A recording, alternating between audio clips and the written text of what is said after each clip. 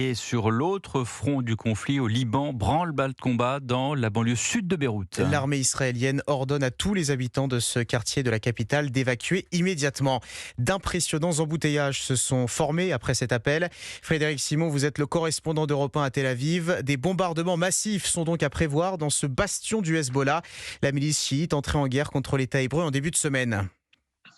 Oui, le conflit opposant Israël à la milice pro-iranienne est sur le point de passer à une phase de haute intensité après avoir demandé aux habitants des localités du sud Liban d'évacuer le territoire. Le porte-parole de l'armée israélienne en langue arabe en a fait de même pour les résidents du quartier de la Darié, considéré comme le bastion de Hezbollah dans la banlieue sud de Beyrouth. C'est la première fois qu'un ordre d'évacuation concernant l'ensemble de ce quartier et non tel ou tel secteur spécifique est émis par Tsahal, dans la perspective probablement d'une intensification des frappes aériennes contre les postes de commandement de la milice et contre ses dirigeants eux-mêmes. Le ministre de la Défense israélien l'a affirmé. Le secrétaire général de l'organisation, Naïm Kassem, est considéré comme une cible légitime. Au sol, l'armée israélienne a élargi la zone qu'elle contrôle dans le sud du Liban, alors que le Hezbollah continue ses tirs de roquettes et ses lancers de drones essentiellement vers le nord d'Israël et en coordonnant ses tirs avec ceux de son allié iranien. Or, si le nombre de projectiles tirés depuis l'Iran a quelque peu diminué ces 2 derniers jours,